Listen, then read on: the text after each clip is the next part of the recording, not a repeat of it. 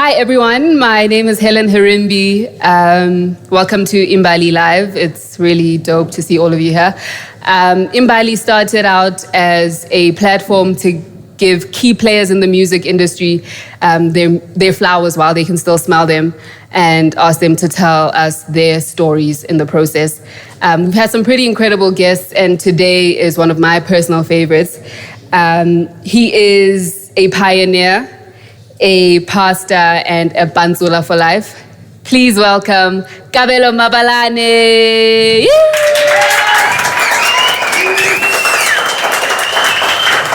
Not Kabelo. Hi. Yo, yo, yo. Welcome. What's happening? Thank you very much for joining us. Do you want to come this side? Only a pleasure. Sharp, who's it?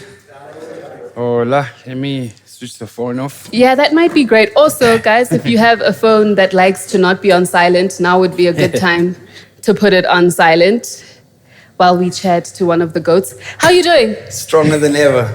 Oh, I love that. I'm going to steal it. Stronger than ever. So I think the most logical place to start with you is 1974. Mm-hmm. It is 2 years before you're born. Mm-hmm. And your parents are at a Staple Singers concert. Mm-hmm. So what have they told you about that time and that music? Whoa. They've never shed light into kind of music growing up, you know. But it's something I picked up very quickly. You know, they love music. You know, my father and mother used to fight over the vinyl player. Yeah. You know, my mom used to play her music, you know, Dionne Warwick, Diana Ross, and my dad used to play jazz. You know, so they always used to fight. Yeah. Over the turntable. I always say to them that I blame them that I ended up in the music business because my father was a broker at Liberty Life. My mother was a teacher. She was always studying further. But every time she studied, she always used to complain, you know, I've got another paper, I've got to do this, and now I've got an assignment. And but whenever they were playing music, they were happy. So I think subconsciously, I've always associated music with happiness and books with unhappiness. Was there a song that you used to always play in your house that you were like, not this song again? You know, no song sticks out, actually. I think maybe Dionne Warwick's stuff. I think her voice more than anything. I can't remember like specific, songs. Yeah. But yeah, I think Dionne Warwick's voice just captures that time for me. Yeah. Very well, yeah. So your childhood, I think at some point you played recorder or flute. Yeah. How was that? Were you any good? Well, at the school that I went to, it was part of the curriculum. Yeah. Not far from here, Mayfair, actually. It was a convent, and music was part of the curriculum. And I mean, ask a lot of kids, or not kids, a lot of people my age. Yeah. When we went to school, I mean, in the 80s, like mid-80s, and private schools for that matter, recorder was actually like the thing. Part of, like, everyone did recorder. Yeah, I think maybe it was the school, you know, or the system trying to unearth any hidden music talent. Yeah. Yeah, but I hated the recorder. I didn't like it. You picked it up and put it down. Yeah, I literally picked it up and put it down. Yeah. Yeah. So that is like when you're a kid, right? Yeah. But you grow up and you wind up in St. Stithians. Yes. Which is like a very Lani private school, you know, like very posh kind of private school. And it's in standard 6 that you meet this guy called Tokollo. Yes. Can you remember exactly the day that you met him? I do. I must tell you how I ended up at St. Stithians, actually. I used to go to another school called Sacred Heart. I was what they used to call then Standard 6, which is grade 8 today. And I fell in love with this girl. She was in Standard 5. And she broke my heart, and all my studies went to the dogs. I started fading left, right, and center. And then my mom said, "Wabana skolo sese kopani li banyana le bashimane. No more." And she took me to a boys' school. So that's how I ended up at St. Stithians. She was saving you, you know, She all did. that heartbreak. She did. I think at high school level, I'm a big advocate that boys need to be one side, girls need to be one side, you know? Yeah. But the first day I met Tokollo, jeez, like I'll never forget it, you know? I think Naperi the chain say 6. Wow. You know? He had rings, he had earrings. And this is at a private school in 1991. Yeah. At St. Stephen's College. I mean, one of the most traditional schools ever. But then again, Tokollo was Screamer Tshabalala's child. Yeah. You know what I mean? You know, when you're Screamer Tshabalala's child, you can do whatever the hell you want, you know? And the first time I saw Tokollo, I just knew that one, there's something there, you know? Yeah. And that's where our relationship started. I mean, he was a rebel from day one, always went against the grain from day one. Yeah. You know, and then I think that resonated with something in me, you know, hence the friendship formed, yeah. And when you guys became friends, was it music immediately or was it something else that bonded you? So what was it? I just remember Tokollo was always in the Flyers gear. I mean, Screamer was the South African national coach at the time, you know? Yeah. So they were flying high. I mean, the Tshabalalas were flying high, you know? So I guess, you know, you gravitate. I mean, whoever's in the freshest gear, you know, goes to the coolest parties. I mean, this is Tokollo, and we were kids. Yeah. But he's like the coolest dude ever, you know? But soon afterwards, I can't remember a time in standard 6, but I definitely remember a time in standard 8, which is grade 10, where music was like the thing that really made our relationship strong. Yeah. And it was actually hip hop, to be really honest. You know, I was into my NWA, Ice Cube, Ice-T, Eazy-E. And he was all the gangster stuff. Like all the West Coast gangster stuff, the original stuff. And he used to listen to like, not house music, but another version of kind of what house music was back then. He wasn't really into his hip hop. You know, I was into, you know, DJ Jazzy Jeff and the Fresh Prince. Yeah. Kumo D, KRS-One, you know, back in the days. Yeah. And I just remember playing something and we were in the same dorm and he heard it. He was like, what the hell is that? And I think I was playing Ice Cube's Lethal Injection album. Yeah. And I didn't realize, you know, it resonated with him so much, and he didn't recognize that I had this kind of music. And from then, it was game over. We started a group. Yeah, and this group had a very interesting name. Please tell us what this group was. We started a group. The name of the group was Two Slice. Yeah, Two Slice. Where did that come from? How did you decide? So then we were big Criss Cross fans as well. Yeah. You know, Daddy Mac and it was Daddy Mac and Mac Daddy. Daddy Mac and Mac Daddy. So it was this duo, you know, you remember Criss Cross, and we were kind of like, yeah, I'm fine. We're going to do our own type of thing, you know. We recorded our first demo not too far from here, actually. I think it was on Elof. There was a studio there. His mom gave us money. Then an hour session cost like 300 Rand a session. Wow. And we had the lyrics down. And then how did they go? The lyrics. I feel like you remember these lyrics. I don't want to remember them.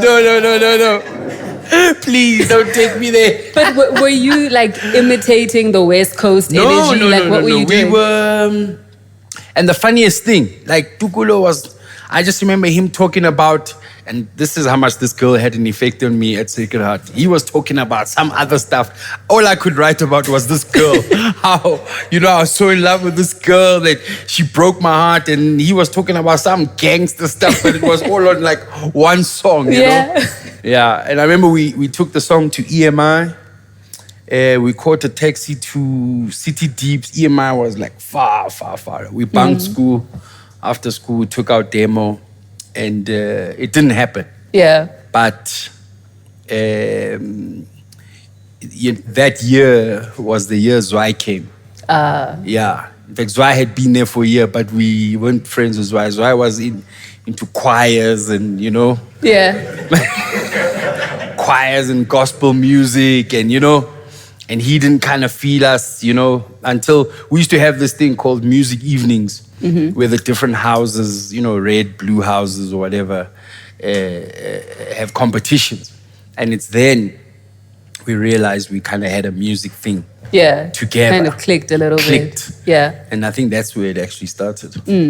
But earlier you said in your household is where you realized music, happy. Books, not so happy. So by the time you're in Standard 8 and you're doing all these demos and you're hooking up with these friends, are you thinking, ooh, I'm going to be a musician? No, I'm just trying to stay as far away from books as possible. Anything to keep me entertained. I thought I was going to be a Springbok rugby player when I left school. If you remember, 95, we won the World Cup. St. Stithians, they didn't have soccer. Yeah. We wanted to play soccer. They said rugby is a South African sport, so we played rugby. Naturally, I love sport, and I got caught up into the sport, and I actually loved it. Yeah. Still love it to date. And my dream was to become a Springbok rugby player. So music was just this constant that was happening in my life all the time. During exams, during studying, the music was always on. I'd collect music. I'd steal music. Yeah. Music was just something. And I'm not surprised I ended up in the music business because it was always a constant. But passionately, like a constant. Collecting, research. My music library was astounding.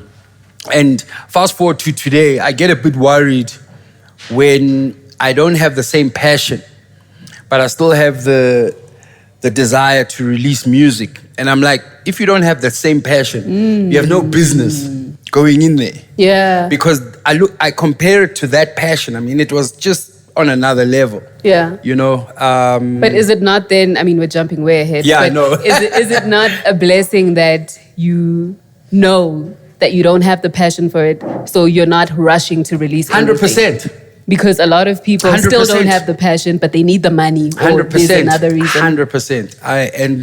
I don't want to be that guy where I'm just dropping music because I need the album to be out and I need gigs or whatever. You're just going to make bad music. You're just going to make it even worse. So until such time, I'm like really, Yeah. I'm not doing anything. So then EMI doesn't want you as 2 slice. They don't want 2 slice. No one wanted 2 slice. They want a whole loaf. Even BMG didn't want 2 slice. So, and then Tokollo leaves school, right? Yes. And that leaves you in a place where you're like, do I continue with music? What happens? So he leaves, goes to another school. Zwai stays. Zwai and I continue in that music competition at school. Yeah. And we do really well in the same house. We just smash them every single year. Yeah. Because of Zwai's musical, genius, That's always been there from day one. Yeah. So the music thing carried on, but rugby was the thing. I did all sports. I rowed, I played tennis. I was a rugby player. I ran. So sports was my thing. I was going to become a sports person, and that was me. Yeah. Music, I loved it, but as a career, and mostly because, our parents and just society, music was never a career. You don't go to music. But to music, batsuba, banwa, bakula, that's the general consensus, amongst parents, kokasi. And it was the greatest pleasure to prove them wrong, just going a bit forward. But and that's why I advocate now, even for my children. I know I'm jumping ahead, that there's no limitations. Whatever they want to do, they can do. Yeah. Yeah. So what was the obstacle standing in between you and being a Springbok?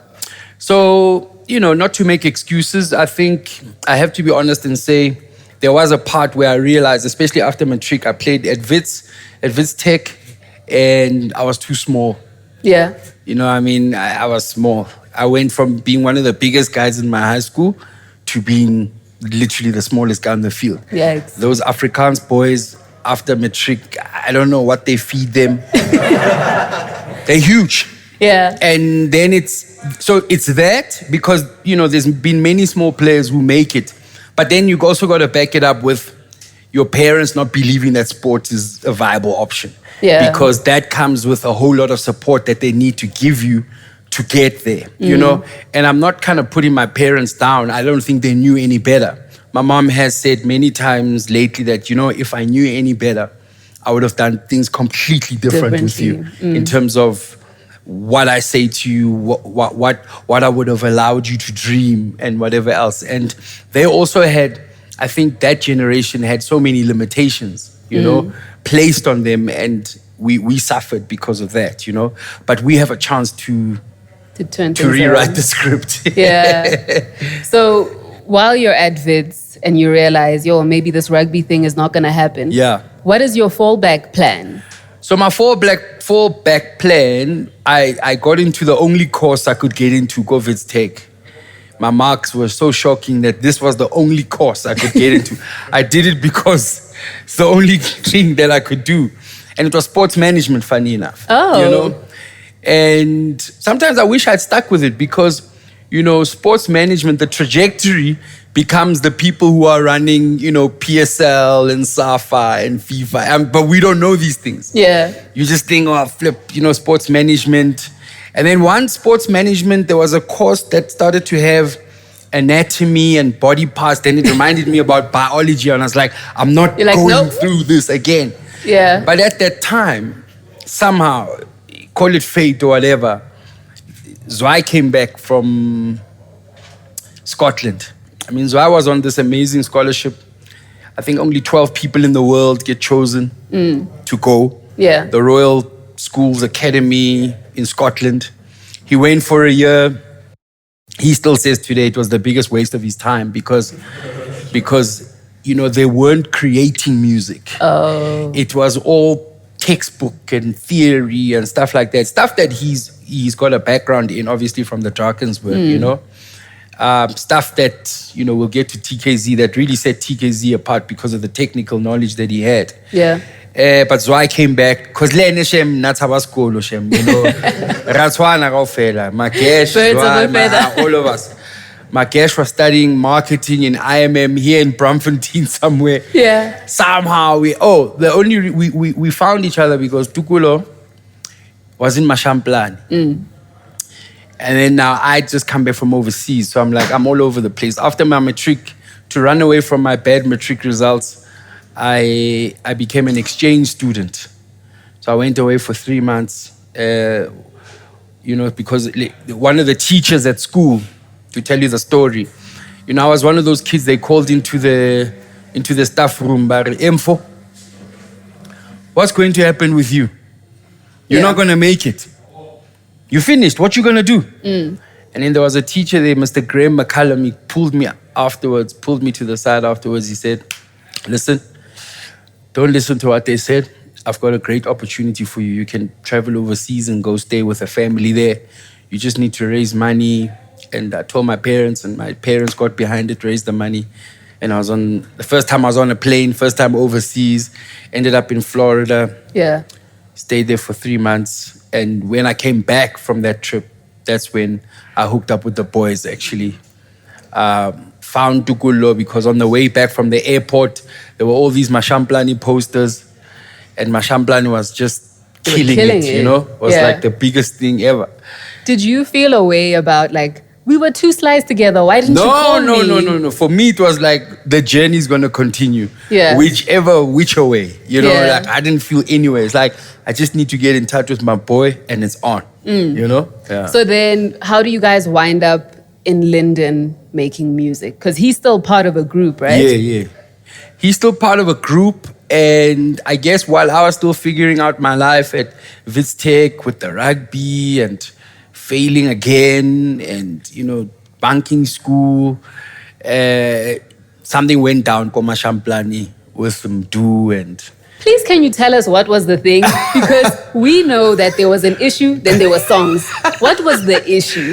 The issue was... so, naturally, you know, when people have been in the music business for longer and they know kind of the lay of the land and how things work. Yeah. Naturally, you will always gear stuff up to work to your advantage. And I think Mdu did that from a publishing perspective where, you know, I don't think he gave the guys their right due from a publishing perspective. Okay. And the guys found out. and they weren't particularly excited. No, they were not. And yeah, I guess, Tokollo and the Spoos and the Bros didn't want to be the previous generations of musicians who continually just get robbed, And die paupers. And die paupers, exactly. So they stood up for themselves, and, I think there wasn't a playing of open cards, if you will. Okay. And then, they took it to the streets, Yeah. So then, when you guys are creating music together as Zwai, Tokollo, Kabelo in Linden, yes. Is Tokollo still with Mashamplan? No, he's left. He's left. He's pissed off. Somebody pissed off my boy. We're going for them. I don't know what they did. It's like, Ramlat. Yeah. And that was that. Zwai and I weren't there. Tokollo was pissed off and was like, okay, what did they do? Let's go get them. And we did. Because he is pretty much leading the song, right? Yeah. And for those of you who don't know, the song is a play on Mdu Masilela, the surname. Yeah. And I think you can figure it out, right? So was that the first song that you guys created together?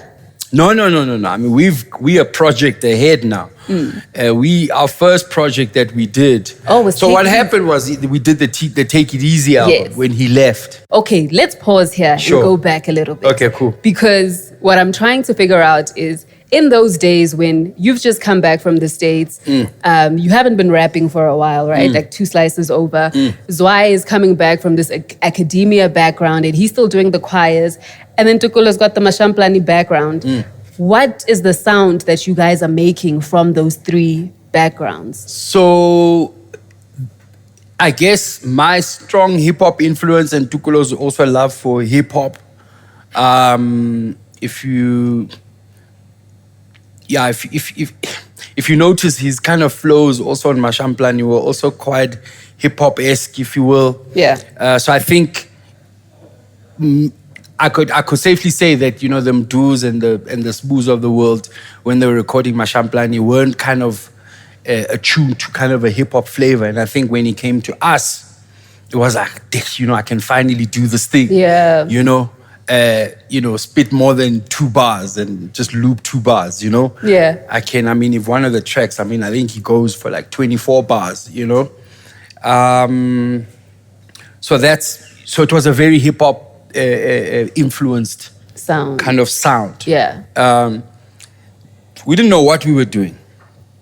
We were very out of tune with the market. We were just in our heads. Zwai was playing, Tokollo, we're doing our thing. And then I guess when that album bombed, that album sold like maybe 400 copies or something. This is Take It Easy. Take It Easy. Yeah. Yeah. Do you guys remember Take It Easy? Many people say it's ahead of their time, Yeah, this is 96 when the album dropped. Who was born in 96 here? How old were you? 2? 5. You know what's interesting about Take It Easy for me? It's the second track on the EP, right? But it's the most, I wouldn't say it's low tempo, but it is. It's a lower tempo than the rest of the songs. And for you guys to then go and name it that, you feel like you were setting yourselves up as like, we're these guys, take it easy. So I think if we were in a very tight spot financially, I guess that song captured where we were all at, you know?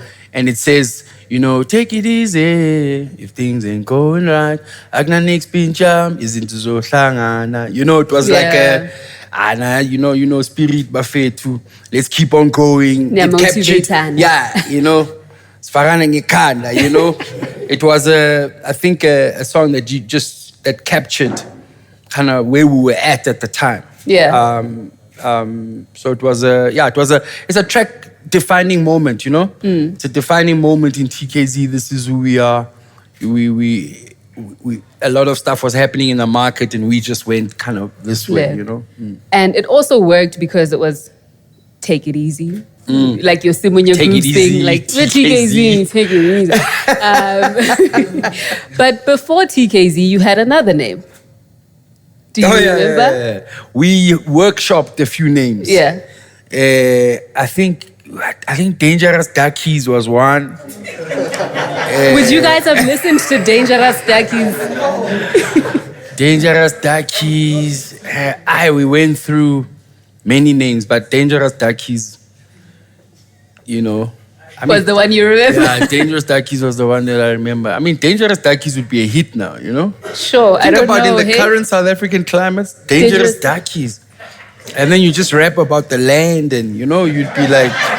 I think you'd be onto something, Anti-white establishment, I think it would work. So when Dangerous Duckies comes out in 2 months' time, we know why. It's you. Sure. So how do you then land? I mean, it's an obvious TKZee, but how do you land on it? Like, what happens for you guys to go, oh, that's our name? It was the simplest, TKZee. It's all our names. And then the hip-hop influence comes here because we said it's TK. In South Africa, it's not Z, it's Z. But we were like, Z. Z nyek ispani bafet. TKZ. Z. So because we loved hip-hop and, Western influence, let's say Z. But then we have to put 2 E's on the end. No, but why do we have to? We can just pronounce, no, but people won't understand it. Let's just put the 2 E's to drive it home. Yeah. And that's how they would have definitely called you TKZ. TKZ. Without a doubt. Yeah. But then later on, people from Thokoza, many times say Mpuma TKZee. Oh, wow. Yeah. That's dope. Yeah. And, I guess it just speaks to the influence you guys had from even when you were starting out, right? Because even, I think it's Jam Alley that had the Qimi Ban. That was you guys. No, right? I mean, geez, we shaped culture, I'm not ashamed to say, Hey now. We shifted the needle, and it's not hard to tell. Sometimes it's important to talk about it. Yeah. And especially as kind of one of the originators, I think it's important to talk about it, to encourage other people to aim to change culture, to do stuff that's never been done before. Yeah. When you do it, you're just doing because you love it. So I guess the lesson there is just follow your heart, do you. Yeah. It could just be the thing that kind of moves the needle. Yeah. And we were just being us. We weren't doing it to change the culture or have influence. We were just being true to who we were, and look what it's done, Yeah. But initially, you guys were being true to yourselves, but you were getting onto a stage and people were walking away. Yeah. And throwing bottles. Yeah. So when was the shift for you when you realized, okay, we need to change something? We realized that we're not in a silo. We need to go do our homework, understand what's going on in the business, what's happening sonically, who's doing what. Let's listen to these other guys. What are they doing? Yeah. And I've always had a big respect for, Mandla, and that's Mandla Spikiri.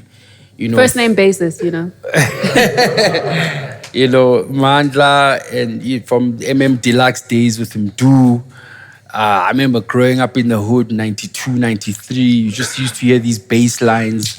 And it was underground then. Much like how my piano was underground in 2012. There was a time where kwaito was underground and no one knew what it was. And you just hear these bass lines popping up everywhere. And, we found out it was Mandla Spikiri. So, he was always kind of like, flip, what are those guys doing? And then they exploded with Ibize Moyeni and, then the Trumpis legacy kind of unfolded. Yeah. So they were always like a benchmark. Okay, cool. And then Mdu was also like, okay, that's how it's, that's how it's supposed to be done. And it actually resonated with us because some of that stuff musically was great. The best part was, Zwai could do this stuff in his sleep. Yeah. This is like, for Zwai, this was like, no, seriously, is this what's working? It's like, yeah, this is what works. Like, I can do this in my sleep. Yeah. And the rest is history. We just hopped around clubs in Joburg, what was going on. And we always knew that we were better than everyone else. I think because of school and kind of the gangster mentality from school, we had this thing, When you're with your boys, you think you can take over the world. Yeah. I always tell the story of, how I imagine, how Fill Up the Dome came up with Casper. You can just see Casper and like, Chile. Yeah, I'm fine at the dome. Yeah, I'm fine at Chuna. Do you think we can do it? Yeah, let's go do it, And they did it. Yeah. And they did it. And it's just that thing. It's just 2 or 3 of you who believe in something, and you go for it. That's exactly what happened. Because you didn't stop, because next was Palafala. Yeah. Right. So Palafala was the single. Once we knew what the formula was in terms of what was going on in the marketplace, then it was just open season from then. How would you describe what the formula was? It was a 4 to the floor drum, hi-hat that supports it, and then you just add really sick bass and chords to it. And then, for us, add the hip-hop flavor to it, not too complicated because it needs to be consumed. We were also very precious about the fact that we have a strong Western influence, but we're in South Africa, and we never ever forgot that we understood that South Africa was not Braamfontein or Rosebank, like sense of Venda or wherever, Naboomspruit. And it goes down. People need to get you. These are our people. We need to speak to them. So we were cognizant and we did that purposefully. But then the English came through because of the hip hop influence. And I've heard a guy say TKZee was like smack bang in the middle. It was for music for the hood guys who weren't burb enough, or for the burb guys who weren't hood enough. Yep, right there, right in the middle. Smack bang in the middle, And that was us. And sonically, I think the guys that you mentioned as benchmarks, your trompies, they were way different, right? And you guys, I think, might have been a little bit closer to what Christos might have been doing with early Boom Shaka, in the sense that he was taking like Chicago house and funk and all of that, things that we didn't know as regular people. For sure. And people who were listening to TKZee, I don't know if they knew Joni Mitchell all that well. I don't know. I can't speak for them. But when you guys then came up with the la, la, la, la, la, la, how? So I go back to the music library I was talking about in high school. It was so broad. Frank Sinatra's in there. You got, Nina Simone's. You got Kurt Cobain, Nirvana. You've got Stone Temple Pilots. All the way to Bobby Brown and Whitney Houston. It's like so broad. So when it came to sampling, you listen to the TKZee samples, it's kind of like out there, And we were never afraid because we had consumed that kind of music. When the Joni Mitchell thing came up, it was like, of course. No rules, let's do it. Who cares if you don't know it? But, we do. And that came out the same year as Janet's Got Till It's Gone, right? No. So we did it before Janet. Oh, yeah? So she copied you guys? So a year later, her thing came out. Okay. But another song that I think people were like, particularly older people or people who were into not so urban songs, was Shibobo. Do you guys know where Shibobo was, what it was inspired by? Final Countdown. Showing his age there. So how does that happen? So I'm not there when the inspiration hits. I don't know where I am, but Tokollo and Zwai are in Rosebank. We used to have a franchise called Hard Rock Cafe. We used to have a Hard Rock Cafe here in Rosebank, and they were chilling there, and then the song comes on. Apparently, I'm not there. Zwai says, Tokollo says, we need to do that. So, because we were shopping around for a Bafana song. Because the talks with Benni and Benni's manager, the Bafana going to the World Cup, those talks had already started. So you guys knew you wanted him to rap on your song? So the talks had started that, look, Bafana's going, we need to do a song, and we need to get a soccer star on it. Okay. That was kind of the thing. And then the guy we were working with at BMG knew Rob Moore, which was Benni McCarthy's manager. I see. And then we were like, why don't we go for Benni? And that's how kind of Benni started. So the Shibobo sample started, that's how that started. The next thing, I came to the studio and the thing was done. And then it was like, we've got to jump on, and Zwai has to fly to the Netherlands because because Benni was playing for Ajax Amsterdam. And he couldn't fly here to record the lyrics. No. So Tokollo did his verse, I did my verse. We literally wrote Benni's verse. Tokollo and I wrote Benni's verse. I kid you not, in 5 minutes. Really? Yeah. And very cognizant of the fact that it has to be chippies. Yeah. Like easy, because he has to say it and you have to sing it. Because it's very tricky, like Benni rapping. But if you hear his lyrics, they are so simple. So you guys sat there and went, as a lekker, as a fish. But no. But that's you take it deeper. That's a sample from a song that was big in the colored community in the 80s when I was growing up. What was that song? She don't like the buravos. She says too duck. Hey, lekker fish and chips. It's not alright.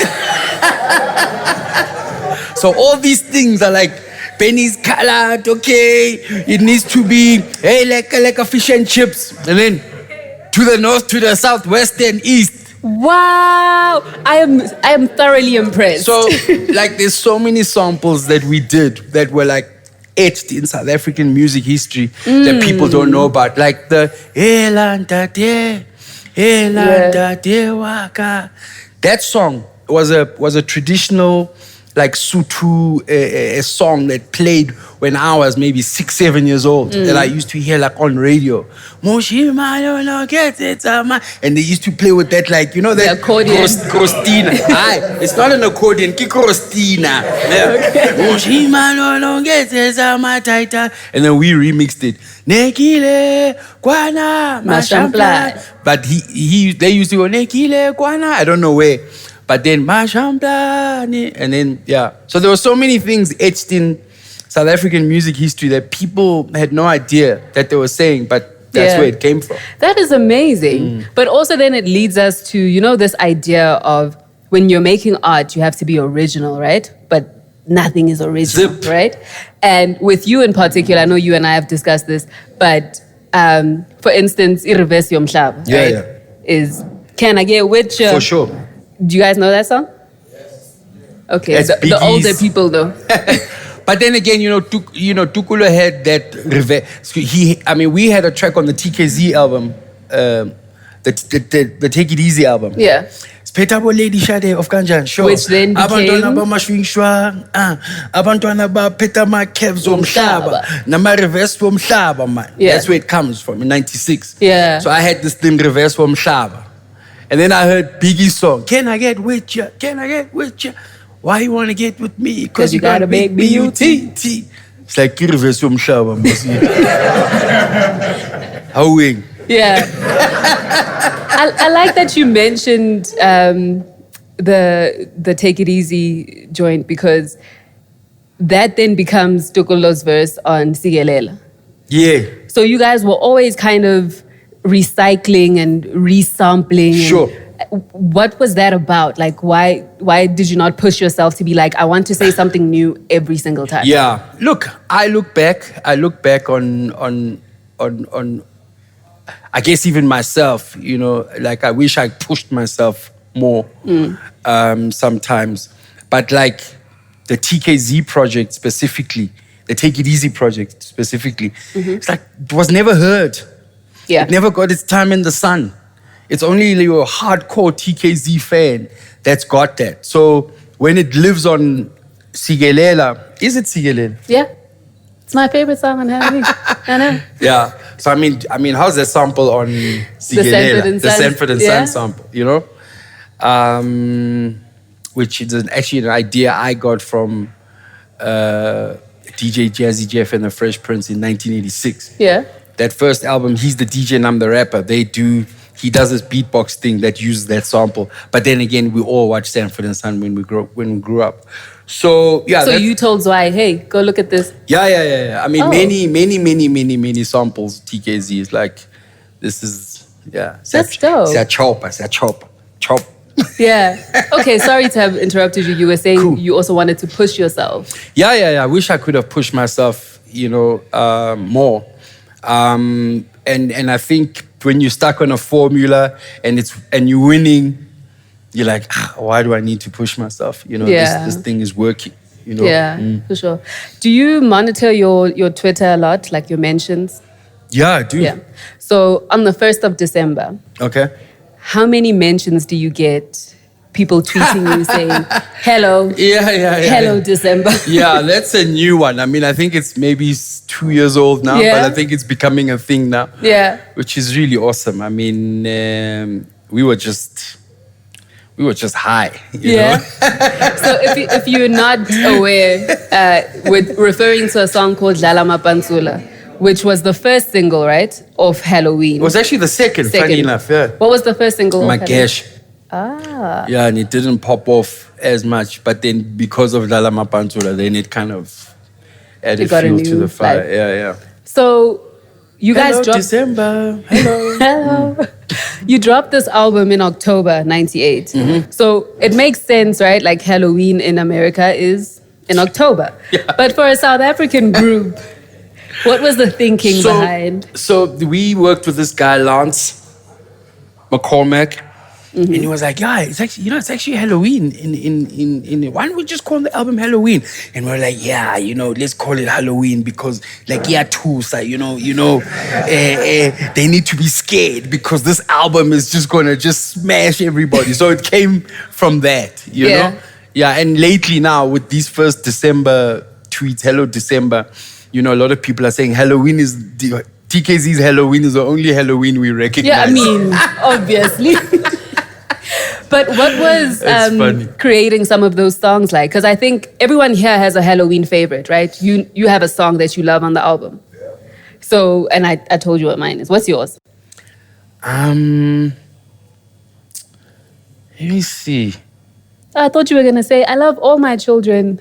No, I think Lala Pantsula is just a classic. It is. Like Zwai's chords, just how the whole thing came together, man. It was just amazing. But that whole album was just, Do you remember some of those sessions? Because, I mean, you've already mentioned that you were high. Big time. Yeah. What was the one thing that stands out about recording this album? Geez, the ecstasy just really being amazing, Taking ecstasy for the first time and being like, whoa. And do you remember what's the first thing you wrote? Excuse me? What's the first thing you wrote after feeling like, whoa? Here I am, Bougaluv, coming with the fat jam. That cat that doesn't give a damn. Okay. All right. So I think we could talk all day about Halloween, right? Sure. But we do have to show some love to the other albums that you guys had. Sure. So was it the success of Halloween that prompted you guys to have a joint venture and put on other guys? Because you could have just had another album just as TKZee, but you chose to make it TKZee Family. Yeah. I mean, we had Palafala, which was like quadruple platinum. Shibobo was massive. We did Halloween, and we realized how much money we were making the record company, on an artist deal. And I think the wave of kind of, hip hop stars and musicians kind of just even on a world stage, guys were starting to take control of their art. Yeah. And have a say in terms of who owns what master and kind of that bug bit with us, And that's why we did the joint venture, kind of rearranged, the deal with the record company. Still didn't work out kind of as much as we would have loved because, higher risk, the more you own, the more you pay. Yeah. Which is the lesson, you since learn. But then we've always, I guess even then, stables, even on an international stage, you had Bad Boy, you had Terror Squad, you had Flip Mode. Yeah. There was just so many, people kind of bringing the whole squad on, and we had a squad, Mache would be knocking on the door religiously because he had his issues with, the Kalawa guys. Yeah. Spoo has always been part of the family. Loyiso, Zwai's brother, was always this family. talent. Yeah, he's literal family. was an amazing talent. We've always known, and we just thought it would make sense to bring him into the fold. And, Khwaza's just been our boy since, when we were kids. Yeah. So, yeah, I guess it was a business decision, because then from there, we kind of preempted the projects that would then come out from the solo, Yeah. But being an artist and running a record label is completely different, Yep. And it's either you cut out for it or you're not, and I'm not cut out for it. I'm an artist. Okay. You're also an artist who likes to kind of break the rules a little bit, right? Because the logical thing for most people when they hear this song is to go, oh, it's a fiesta. Not to TKZee family. Where did Fiasco come from? So, there's words that sound nice. Yeah. And it doesn't matter what they mean, whatever, but it's just like, it just sounds nice. Fiesta is like, it was just used, Lionel Richie, like fiesta. And the vibe of the song is a fiesta. Yeah, no. But just Fiasco had this like, wow, what is that? Doesn't matter what it is. And I remember the day I found out what Fiasco was. I remember I was visiting my dad in hospital. We had just literally done the Fat Joe show. My dad was in hospital. I went to visit him. Like, I'm sitting there. My dad was like, "Yeah, man, do you know what Fiasco means?" I'm like, "What do you mean?" I'll go look up what Fiasco means. I was like, oh my God, what have we done? The project is gone. It's like, it's out. And then I looked at kind of the meaning. And then it's almost kind of is it not a prophecy, if you will? Because there was so much chaos happening at the time. Yep. It's almost as if we really captured the spirit of what was happening at that time. It was art imitating life. It was really art imitating life. Yeah. The chaos. I mean, at the time it was just crazy. Yeah. It was really a fiasco. Like, for real. Yeah. I mean, you guys are rightfully lauded as some of the architects of kwaito, right? But at that time, I think Bongo Muffin and Scheme were also using digong to kind of explain their sound, and you guys were using gaz. So was that an effort to not be kwaito? It was an effort to not be those guys. We, us, and you. Okay. It was never like and the thing is, we also hated names, and I hate names as well, because names box stuff into stuff. I saw Tyler, the Creator, I think, doing his Grammys speech, not on stage, but afterwards when they interview them. And he was like, you guys, the reason why I've boycotted the Grammys was because you guys always classify everything we do as urban. Just because you're black. Or hip-hop, what is that? And you listen to the guy's stuff, some of the stuff is pop, some of the stuff is whatever it is, and it was just a kind of, don't put labels on us. We want to be whatever we want to be, And I think of, I think of, Casper, and I guess even AKA to a certain level. And I mean, sorry to use those two because of whatever drama, but it's amazing. It's amazing, It's amazing how I think the current crop is able to say, I'm doing a track like this, and I don't care who says what. Yeah, but you're a hip hop artist. I don't care. I'm doing it. Yeah. We weren't allowed to do that. As soon as you started to venture out, it's like, no. You can't. Have to stay in your box. You must stay there. You must stay there. And that I've hated, with everything that I've got. I mean, you listen to my stuff on, the Immortal Volume series. I mean, it was just me trying to flip and break out, and just do stuff. And people are like, no. They're like, politics? No. Kwaito. Hambo tuli kwaito, shalalap. Yeah. Yabo, uyamosha, nabo 10K, nama Palotones, uyamosha. So... So Gaz was the Gaz was don't call us whatever, Okay, Yeah. Got it. So I'm going to open it up to the floor for 2 questions before we move into the second section. So if you have a question, please put your hand up. And while we come to you, I need to ask you, do you remember who Mr. Macaroni and the Cheese is? Mr. Macaroni and the Cheese? Mr. Macaroni with the cheese. Do we have a question? What's the name of the first hit? Well, not really bad. This was your first hit. Oh, we're not asking questions yet. I was saying, who's got a question? Mr. Macaroni and the Cheese comes from a song, a remix that you guys did with P. Diddy. Oh. Did you guys know TKZee had a song with P. Diddy? For the Public Enemy, Remix. number one remix. So Yeah. That's your homework. Go and listen to PE 2000 and find TKZee. Did we have a question? Can't see you. Hello. Yebo. Hi. Hi, Helen. Hi, Kabelo. Yo. I've got 2 questions if I can take liberty, please. No, you the first cannot. question. Oh, no. Well, Okay. maybe we'll ask your second question at the end. Okay, ask the most I'll ask important the one now. So, Ukabelo, before you went solo, there used to be a lot of rumblings that you were maybe not the most talented out of the TKZee guys. How did that make you feel at the time, and did that give you the impulse to want to break out and actually end up being the most successful out of the 3 of you? Sure. Must I answer it now? Yes, please. So you know what? When I came into the TKZee fold, fresh from school, Zwai with the technical knowledge, and Makash having had experience, Koma Shamplan. Naturally, you take a back seat. These guys know more than you, you know? And let me also add, if you're the smartest one in the room, you're in the wrong room, you know? So these guys were better than me, hands down. But one thing I was hell-bent on was growing.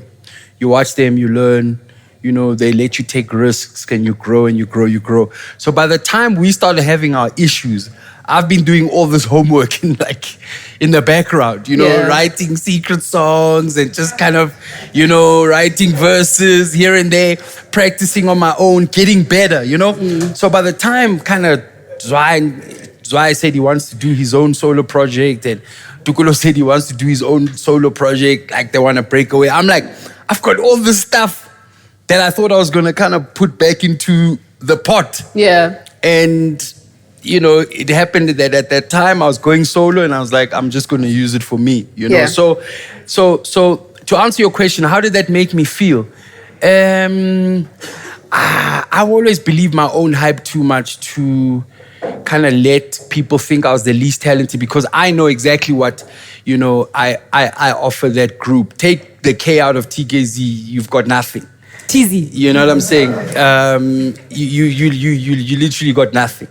I might not have been in the forefront and doing kind of the lead vocal thing, but, we all know, And you always had the intros.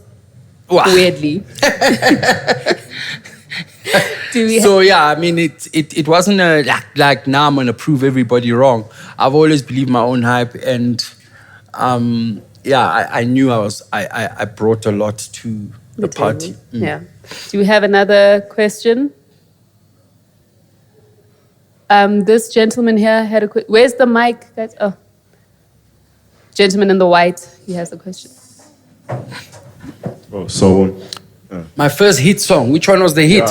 when you went solo after TKZee, which was your first hit song? But remember when you were late, right? You were here. When I started, I said, you must ask about the previous section, and then we're going to get to the next section.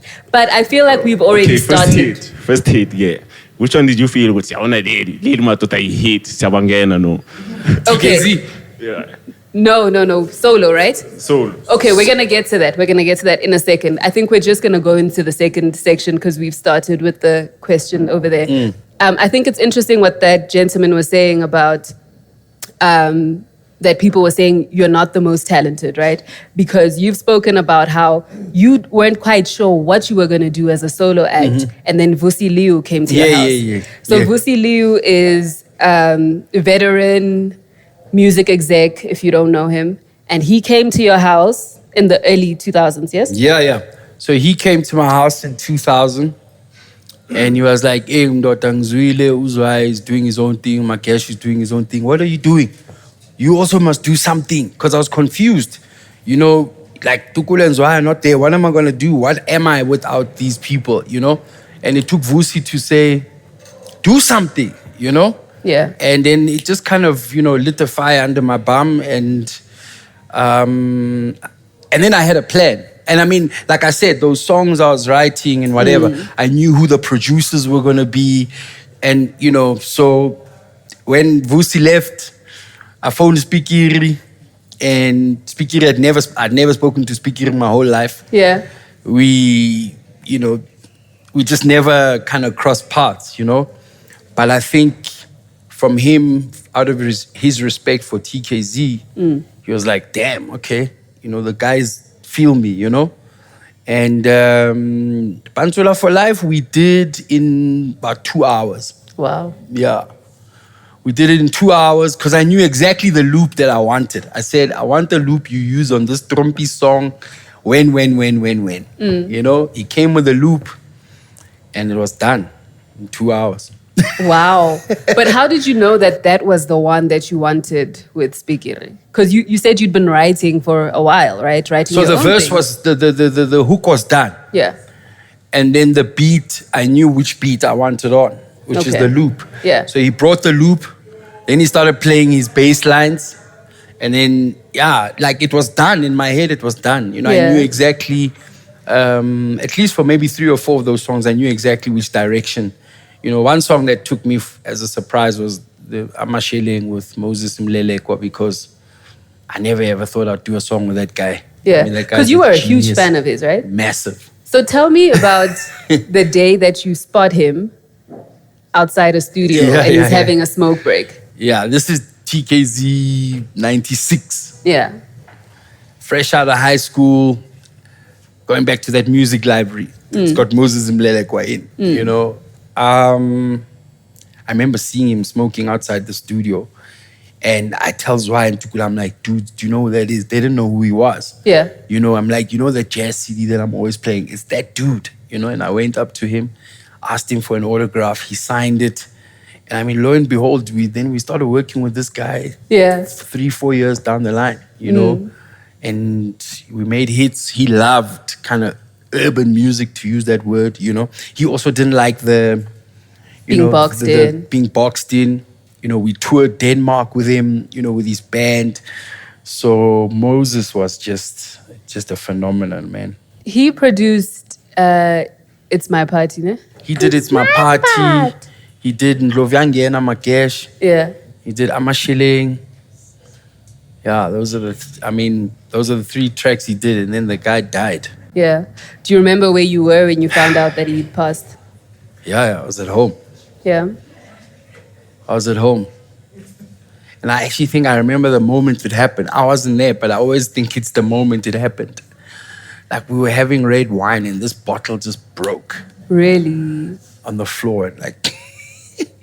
And then like an hour later, we found out he died. And then I don't know whether I was spaced out because I was high a lot those days. Yeah. So I was like, it didn't really happen at that moment. And I really believe it happened at that moment. Yeah. Because soon afterwards, we were rushing to where it happened. And yeah, I mean, if he was alive, whoa. Yeah. But when he was alive, he had a soft spot for you.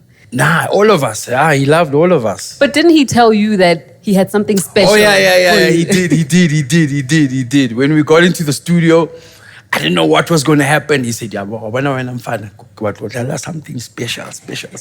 Yeah. And I mean, you listen to those chords on Masheling, it's just... Yeah. It's amazing. It's just amazing. And that was all on everybody watching, right? Yeah. So I think then to come to the gentleman's question, in that stage of your career, what was the song that you went, this is a hit? So, I mean, everyone knows, Magesh was tipped to kind of do the thing, and he did it, Yeah. I was just kind of like, well, I'm putting music out. But somehow, when I heard Pantsula for Life and, we were doing like the last verse, like I knew it's on. And then Moses did Masheling, and then we did the Ali Cat track. And the thing is, it was all TKZee, man. That was the university. Like, I learned all of that stuff there, So I always, give credit where credit is due. If it wasn't because of TKZee, I wouldn't even have had the balls to do any music, So you went to the University of TKZee. You graduated with everybody watching. But then there's this idea of the second album jinx, right? The Americans say the sophomore jinx. Mm-hmm. And now you don't have the, secret writings because you are the solo artist now. Yeah. So how much pressure did you feel like, this next album needs to be amazing? I'm a highly competitive individual. It was never ever going to happen that the second album was going to be a dud. You just knew. I knew it. I knew it. All I needed to do was get Mandla and Bruce in a room. I was done. But initially you didn't want to work with Spikiri again, yeah, on that album. So on that album, flip. There's a friend of mine, Lucas. I was done. I was like, the album is done. Lucas, this guy in marketing, he calls me Mutlukhul. Mutlukhul! I was like, no. And that's the artist thing again, wanting to push myself. Like, no, the Mandla thing is done. We got to move on, He's like, Mutlukhul, it's like, oh, damn. Okay, cool. Let me go to Mandla. And that's when we did It's My House. Can you imagine It's My House almost didn't happen? And I'll tell you a story with It's My House. It's My House, Mandla, the bass line and the track, he had actually done it for somebody else. Who? And you remember Ntokozo? Yes, the singer. Yeah. Oh, wow. I heard this beat, I was like, Mfan, we are shining. And the rest is history. Yeah. That was the last song you recorded, was the last right? song on the album. What was the song before you recorded that one that you thought, this is going to be the big hit on Rebel with a Cause? I hear you with Mdu. Yeah. How do you then, life is tricky. You guys don't know what the beef between Tokollo and Mdu is. You get on the song, it blows up, everybody's singing the song. No one even remembers if Mdu had a retaliation or not. That's how big the song is. And then you have to call him and say, I need you to come produce for me. Yeah, but this was years later. And I respect you as a producer. Yeah. You are the business. I want to work with you. So the beef never got officially squashed. You just found yourself working together. Yeah. Again. Really? Mm-hmm. That's amazing. So what was that session like with Mdu? Man, jeez. You go to Mdu's house, it's like an M3 there, there's a Porsche. Yeah. This massive house in Morningside. It was intimidating, man. I mean, this was the Godfather, And he's like, come to my studio. He had this home studio, literally like state-of-the-art studio, Yeah. Very intimidating. Yeah. I actually remember being clean for 6 months off coke. Yeah. But going to work with him too, I was like, nah, I gotta be coked up when I go there. I can't. Yeah. Absolutely. I can't. I remember getting coked up and I was like, yeah. And then we did a year in a day. Wow. Yeah. That night, that session, we did a year. Yeah. Yeah. So, and then I cleaned up. Then I went to rehab like 2 months later. So your life up until that point was, you said Halloween, ecstasy fueled, everything was great. With Mdu, you were clean, but then you were like, I need to do this thing. What was the point for you where you went, I can't continue anymore, I need to go to rehab? It was after Rebel with the Cause dropped. Yeah. So I remember I was on my way to rehab and I was made the decision, I'm going to rehab. The record label was like, but you've just released this album. Yeah. So I was like, I'm shooting the video and I'm going to rehab. Promo and all of that stuff. If I don't do this, you're not going to get another album from me. I'm going to die. Yeah. So I went into rehab. And the most amazing thing was the support, the business, like radio, everybody just respected the fact that I owned up to my crap, and that album, just people supported it. Yeah. I was in rehab, almost felt like I was in jail. And, the security guard would kind of, we weren't allowed to listen to music or anything, So the security... That must have been torturous for you. No. It was about me getting well, Okay. And you know what? I knew the album was hot. And I went in on the 2nd of November. I was coming out on December 14th, the day before my birthday. Yeah. And I had like a ton of gigs for the rest of December. So I always knew that I'm just going away for 6 weeks. I'm coming back. But in that time that I was away, people were just, supporting the album.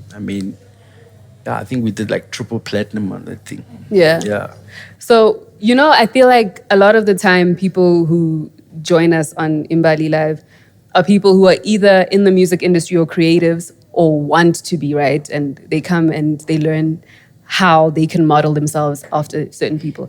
But in our industry in particular, the drug use and just the abuse of any substances is rife, right? So I'm trying to figure out, what was it that made you go to rehab? Because I'm sure you had tried before to quit. I hadn't. You hadn't. So that 6 months I was clean. I was off coke, but I was still drinking. Yeah. Which is not a good idea. Clean is clean. But like the Lucas guy who said, "Motokholo," Yeah. that same guy said, "You know what?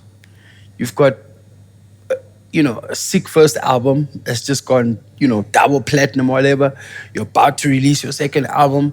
The world is your oyster. You're just in your own way. Yeah. Like, literally just get your act together." And I think at that time, I was ready to listen, because I think even 6 months earlier, Brahu intervened. I'd never met Brahu in my life, but my mom found Brahu somehow. And Brahu tried to intervene.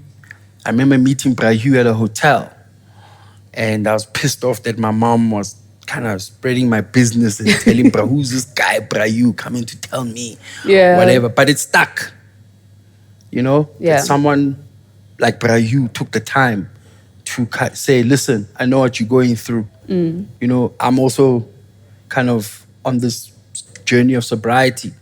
Change your life. It's not worth it, Yeah. And it stuck. As much as I was angry at my mom, it stuck. So by the time Lucas said that to me, I was like, that's it. Yeah. I'm done. And I think I connected it to a bigger purpose, because a lot of people around me at the time were abusing and dying, And I thought someone needs to step out and say, this is just nonsense. Yeah. And I thought, I got to do it for me, and I got to do it for everybody else. And that's what keeps me clean till this day. To this day.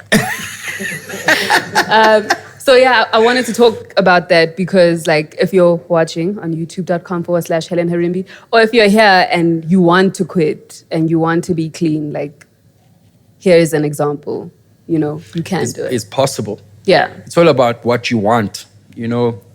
Life is all about how big your want to is.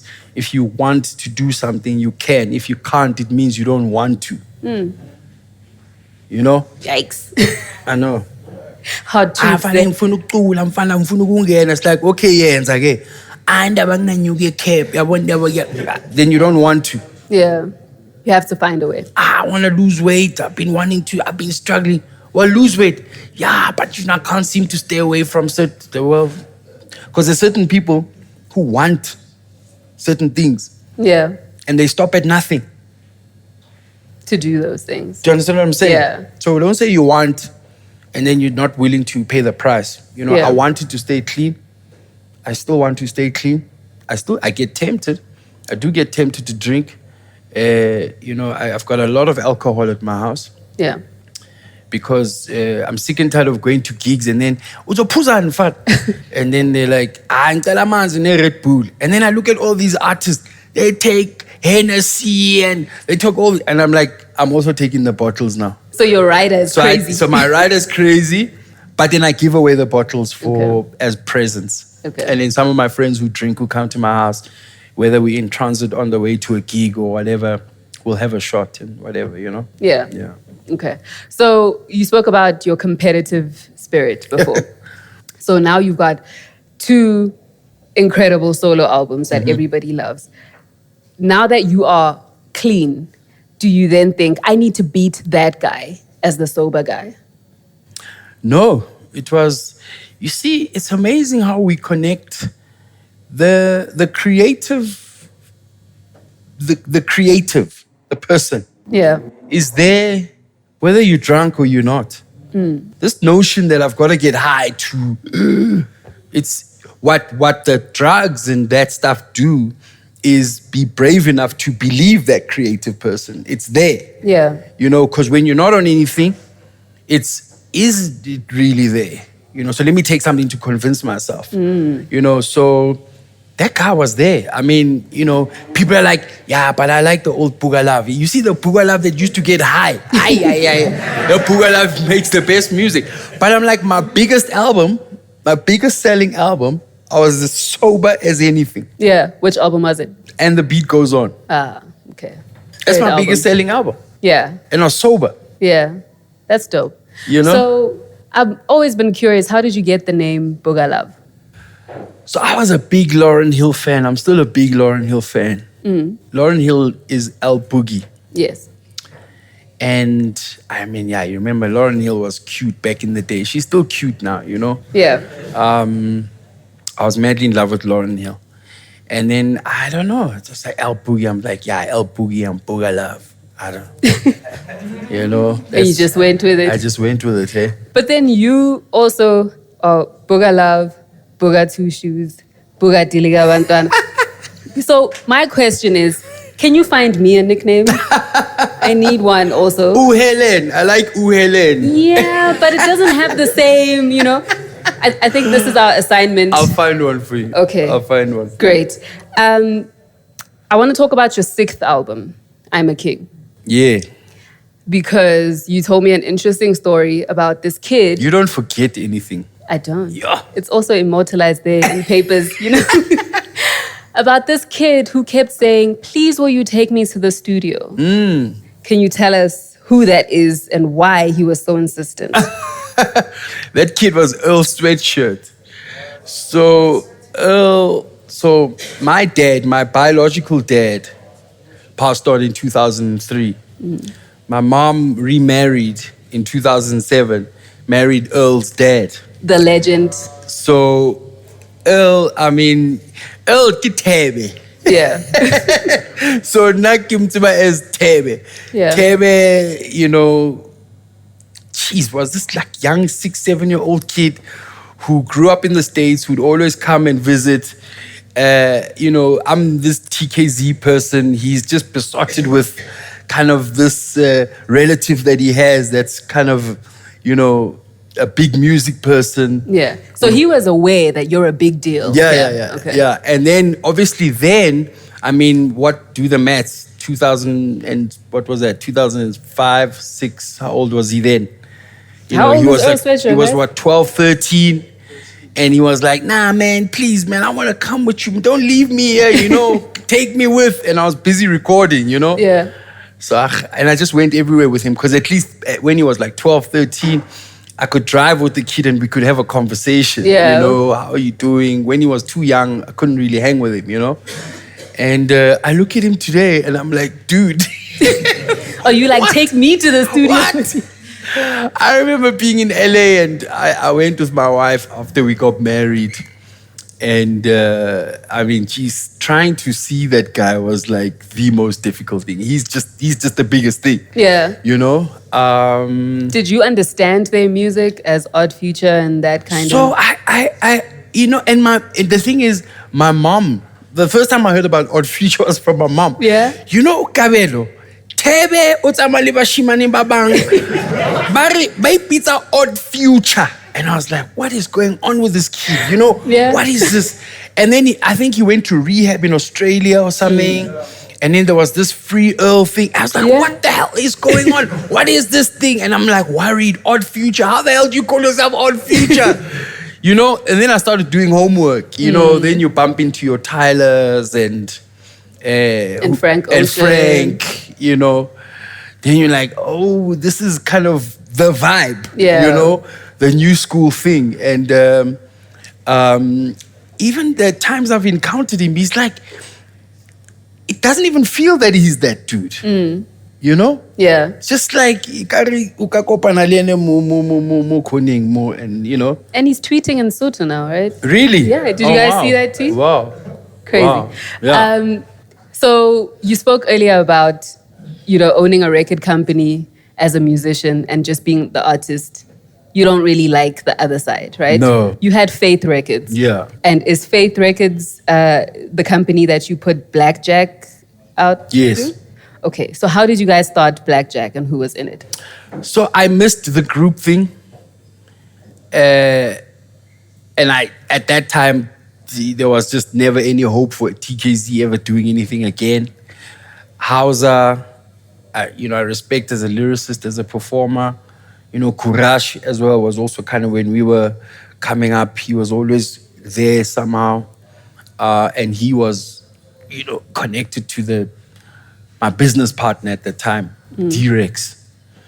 And yeah, I just missed the group thing, energetic, high energy boys doing our thing on stage. And that's that's how Blackjack was born. Yeah. Yeah. And then what happened to it? So we did that album. It didn't, I thought the music was great, but it wasn't that well received. And then obviously that was my money being burnt, from an investment perspective, Yeah. Then you have to go, oh damn, do I put another 300-400 grand down, burn it, and the thing doesn't work? No, I'm gonna bet on me because, I think the returns are there. That's when I was like, I can't keep burning money like that. We had a gospel outfit, we signed DJ Dino Bravo, we signed Hausa, Zambia, we did Blackjack, and the return was only on my solo album. Wow. So, yeah, that's like carrying a whole family. You're responsible for people's lives. It's deep. Yeah. And then it's not fun anymore. Yeah. Because I just wanted to make music and have fun. Now I'm worried about whether guys are eating or not, and some people are cut out for it. I'm not. And I can support people in other ways, but just not their ways. It was too high pressure for me at the time. Fast forward to now, I'm doing that now, responsible for people's lives, in terms of the business, that I run now, Yeah. And I think it sort of gave you an avenue to support and focus your attention on other parts of music, because Sure. then Lucky Dube was killed, and that sparked something in you. For sure. I think the other avenues in the music business was really sparked by the SAMA Awards. For the first time in my life, when I hosted the SAMA Awards, I started to see life outside of music. Wow, there's actually... And that's the cool thing about it. It's the entertainment industry. Yeah. So it's it's all-encompassing. It's music, it's television, it's film, it's books, so many things, using music, which is the point you're leading to, using music as a vehicle to fight social injustices, So Lucky Dube gets murdered in 2007. And myself and, a friend of mine, in the business, Danny K, we get together and we say, why don't we... The South African brand on an international stage was taking a knock. You put on CNN and, people were saying all sorts of things about our country, Yeah. And it pisses me off whenever people who don't know kind of the specifics and they have a say. And I just thought we are responsible for the South African brand, and we got a whole host of musicians, actresses, actors, and, sports people. Onto one song, music video, created a brand called Shout.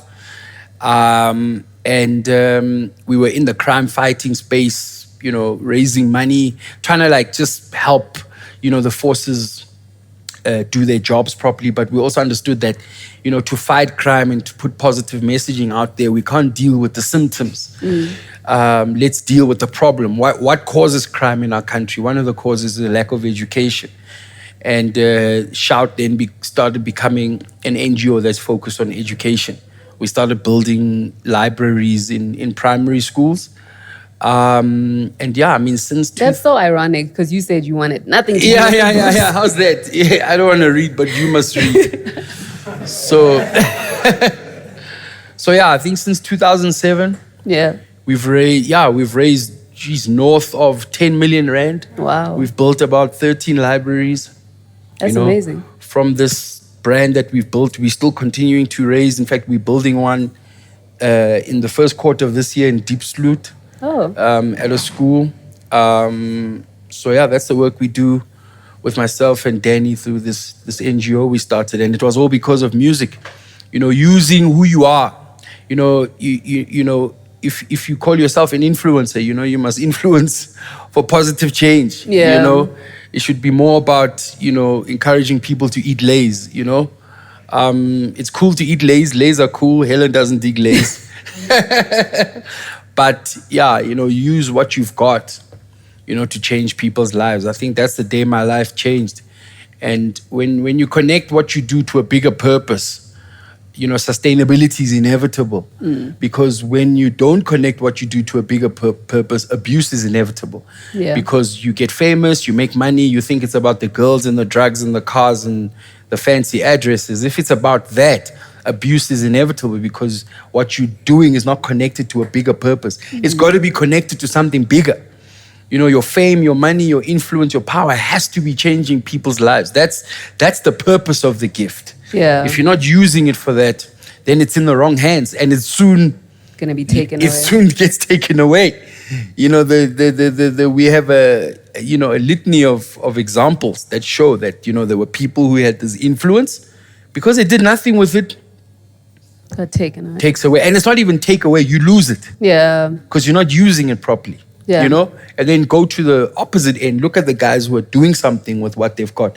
They keep it. They're around for years and years and years and years and years. Yeah. Yeah. Yeah. But if you are watching from Lays and you would like to give me some money, call me. We're going to take a few more questions. In the next section, we're going to be talking about pasta, Kabelo, and we're going to be talking about running and all of those healthy, great things. So do you have any questions so far? There's a question over there. Sure, Kabza, how's it? Hola. Sure. So one day I was chilling at home, listening to Niggas for Life, and I'm listening to Dr. Dre's hook and stuff like that. So I'm like, yo, this is Pantsula for life, most. So I was like, damn, how am I gonna meet Kabelo to ask him this question? Because yes, I'm sure this guy's probably busy right now. But anyway, I just want to know, when you came up with that song, what was going on in your life? Like niggas, get up Pantsula for life. Yeah. Yeah, what was going on, like in your life? I was a big NWA fan. I'm still a big NWA fan. It's plain to see. You can't change me. I'm gonna be a nigga for life. Kimokasi. I can't be saying I'm a nigga for life. So, Pantsula for life. Yeah. It's the same. For me, it's the same kindred spirit. It's like we were doing the same thing. I was inspired by them, and it's kind of whether it was fate that I'd end up working with Mandla Spikir on the song, who is the Pantsula of all Pantsulas. So for me, it was an ode to people who've inspired me. The likes of your Dre's and your Ice Cubes. But to answer your question, what was going on in my life at that time? I guess it was just me kind of saying, I'm going to be me, I'm going to be me, and I'm going to be, because I was scared to be me. I think there was a lot of, people might not have seen it, but even in the TKZee success, I had a lot of insecurities. I wasn't sure I could do kind of, what was required of me, Hence, it was quite comfortable for me to be kind of in between Magesh and Zwai, Yeah. But growth for me is important. I knew that I had to grow. I wanted to grow, and thank God that environment was created for me to grow. And then when I started kind of getting in touch with me, who I am, and I started to understand, what I like, what I don't like, I started to win, and that song was born, Yeah. Yeah. And I guess also just really loving, at the time, there was just so many people in the hood, man, who just inspired me so much. There was my boy Tuli Tilis, who's late now. Bo Makesta, Bo Paraffin, there's so many people who just inspired me and were there, and I was making music for them.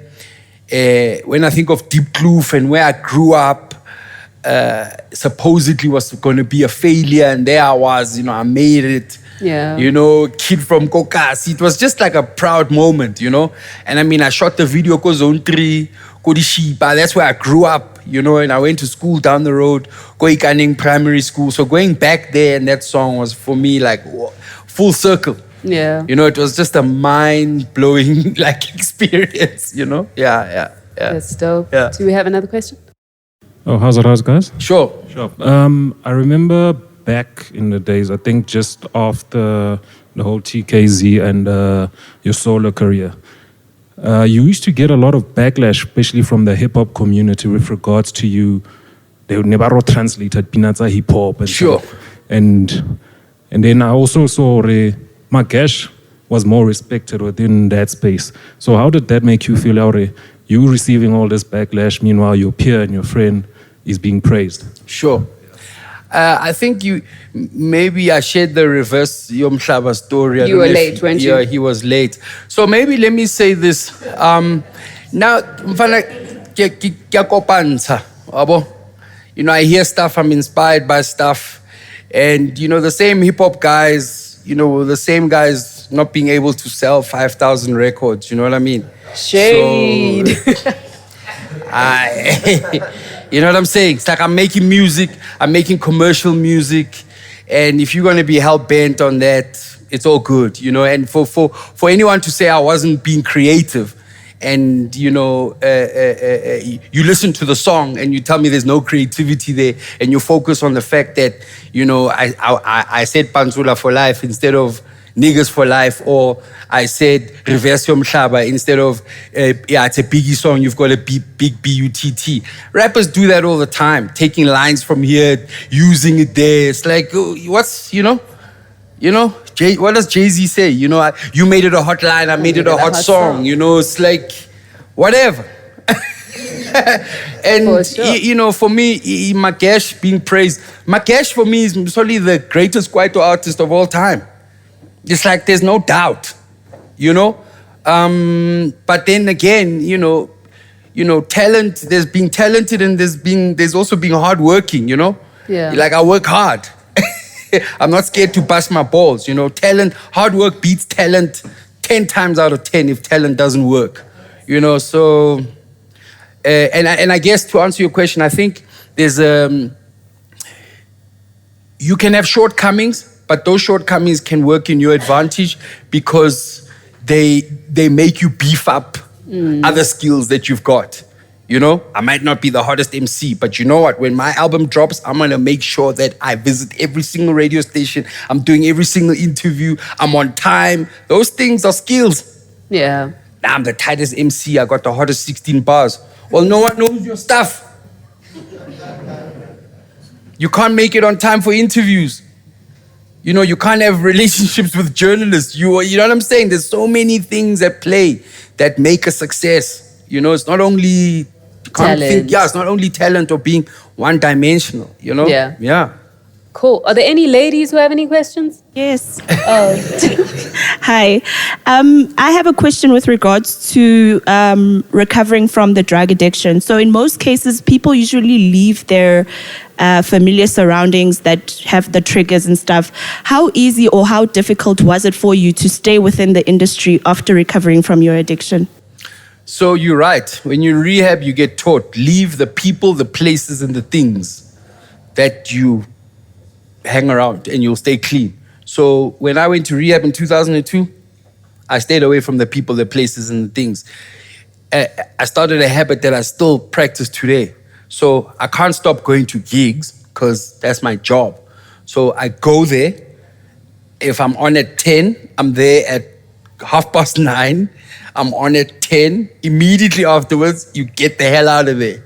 You know, and that's just kind of how I've done it. It's been work. You keep it as work. You go in, if there's events, you go do what you need to do, show your face, you know, and you leave. Those ones who think they can hang around for much longer and start integrating, you're asking for trouble. You know, Slippery slope. It is a slippery slope. And I've seen the movie before, you know, and the thing is when people play only the nice parts of the movie, you go to a gig and you only play the nice parts. I play the whole movie and I've seen how it ends. Yeah. So it's very easy for me to bounce, Yeah. you know, and go home and chill. So you have to separate yourself. So you can still function within the industry, without, abusing any substances. Yeah. We're going to go into the last section now. Cool. Which I think some of us can relate to. But tell me about in 2004, I think, when you are trying to tie your shoelace. And you just can't get down there. So yeah, 2002, I went to rehab, clean from drugs. So now, I'm not rolling notes. My hands are not busy. They're just like this. What am I doing? So you just look, if there's a muffin, you grab a muffin. If there's this, then I just started eating, But I was happy as well, I was like happy. I was just proud of myself, treating myself. And then I just put on like tons of weight. That's why I also feel, whenever like people become successful, my heart breaks because I'm like, you're about to go through all of that stuff now. Because you come from, in a South African context, most of us come from nothing. And then you go into a life of access. Yeah. I mean, which school do you go to for that? Yeah. Maybe you should start a school. Maybe. You don't go to school for that. Like, my heart breaks. You're like, damn. Now the boy or the girl's going to have to start dealing with that stuff now. Because trust me, you don't know what you're wishing for. Yeah. Absolutely don't know what you're wishing for. It's not doom and gloom, but now another part of you is going to be challenged on so many levels when you get there, and a part that you haven't exercised yet. The weight gain, the substance abuse or whatever it is. But with me, I started eating a lot, and then I put on a lot of weight. I think I weighed like 120 kilos. Yikes. And I remember it was summer, Pella, wanna like just ufufulate. I always sit next to Luti fella so ufufulate. That was me, man. Like just up the stairs, you're just sweating. If you remember, a lot of those times I used to perform with my shirt off most of the time, And I remember I had a song called Reverse Omhlaba. I remember being in Botswana and I remember performing I was saying, and the guy in the crowd said, then I said, wow, then the guy said, Wabu Petty Reverse Nomkaba.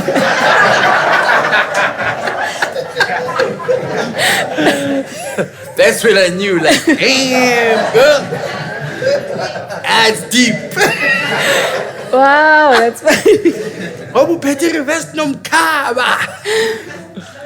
And then you decided? So 2 years after rehab, I mean, all that eating, then I started putting on weight, man. And I just remember it was a summer's day. I was coming out of the shower, sweating, and then, I tried to get down to tie my shoelaces, and I couldn't reach my shoelaces. This thing was in the way. Yikes. And I was like, no. Then I started thinking of those Springbok rugby daydreams, Yeah. Like, this is not me, man. Like, do you remember that guy? That guy was an athlete, like serious, You need to get back to that guy. Yeah. And then the journey started, Things started running. So at that time, I remember I just signed my Reebok deal. And the Reebok guys were involved with the Comrades guys. And I just remember meeting with the marketing guys and Dave Turnbull. And I was like, do you know any of the guys from Comrades? Like, yeah. I was like, I actually want to run. Because I just thought, if I'm going to lose all this weight, I must do something really hectic, you know? And run. Lo and behold, I fell in love with the race, Yeah. And that's when I started training and getting my life together from an eating and training and health perspective. Yeah. Have you guys seen Kabelo's boot camp? You were so hard on those people. Is it because you knew what it was like to be unable to tie your shoelaces that you were like, you have to push? So, after the show, like, more so after the show, I empathize so much more with, people who are struggling to lose weight. Because to switch on that thing is the most difficult thing ever. Yeah. It's so difficult. But for it to happen, like, it must happen. So there's only, when we've got kind of, 12 weeks? Yeah, it was like a season, 3 months, 12-week. Yeah. Pressure cooker time to make things happen. And then you're dealing with the difficulty of kind of people being able to switch this thing on. you can't. I just couldn't find it in me to be like, hey, Shimfana, but yes, man, you know? You have to be tough. You know, it's like, come on. And I think a lot of it was also frustration. Yeah. You know, because I know what the guys want. I speak to them off air. I speak to them in the diary camps. Their whys are so big. There were kids involved. You know, there were relationships that broke. People trying to get their lives back on track. And I'm like, but it's not going to happen by just, you know? Yeah. Not going to happen by just kind of sitting around and expecting it to happen, you know?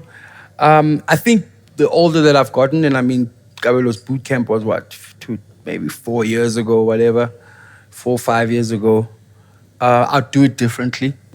Because I think empathy has set in. Because I've had my own battles, even now, like kind of getting ready for running season and training again. You start to understand, like, flip, this is difficult. Yeah. So if I'm finding it difficult, so how must that person be feeling? Yeah. You know? So you empathize a little bit more, you know? I'd still push hard, but I think there's just a little bit more empathy for people who struggle. Yeah. And people can get a little bit of that empathy from Kumo Life, right? Yeah, they do. What is Kumo Life? So Kumo Life is a business. I mean, I've been in this running space since 2006. Just running. I've run 12 Comrades marathons now. Wow. And countless marathons. And I've always just been looking for kind of business ideas or how to capitalize on the health and wellness industry. And I've come up with a solution that it's a running concept store, you know, where we sell. There's a retail element where we do assessments, you know, for people who come looking for the right shoes and the right gear. I've got a wellness center there. You've got physios, podiatrists, cryotherapists, massage therapists, biokineticists, and these are all healthcare professionals that help people with injuries, strength and conditioning programs, diet issues. And yeah, it's in Sandton. We've got a great running community there, you know, with people who run with us, who shop with us, who we help with, you know, kind of different plans. So it's basically like an ecosystem support structure for, you know, people who are looking to get kind of healthy, you know. And it's something, that's been in the pipeline since kind of 2013, but I'm glad that it's finally taken off. Yeah, that's dope. I'd say I'll come run with you, but I don't want to lie to the pastor. Come walk with me. Come walk with me. Come walk with me, because we have walkers. Yeah. You know, we have different groups. We place people in their correct fitness levels. Oh, so you want me to be with the losers? No, the they're people not the who are losers. slow, No. walking, So even the this morning, tortoise. this morning, this girl said, so this is the slow group. I said, no, this is not the slow group. I've even stopped all my team from calling it the slow group. Yeah. It's the prep group. Oh. So we are preparing you to move you to greater heights. Wow. Yeah. This is why you are a lyricist and a vocalist and you're good with words. No, it's the empathy, because if you keep on getting told, the slow group is there, you're not going to come back. Yeah, you don't want to do it. You know what I mean? So the prep group, because you're in a preparatory stage to grow from strength to strength. Yeah. So people know you for music. They know you for running. And they've been calling you pastor even before you were pastor. Yeah. How did you find your way into Christianity? So funny enough, 1996, we're busy with Take It Easy. Zwai is from a strong gospel background, ministering to me, you know, kind of talking to me about God. And that night when I was staying at his place, the back room that was our studio where we used to sleep and work and everything. Yeah. It was kind of the back room to where he used to stay, and he was going to church, you know, and that Sunday. And you know, when you're visiting people and they go to church, you can't stay at home and you say, I know, I'll see you when you come back. Yeah. You have also to go. going. Yeah. You're going.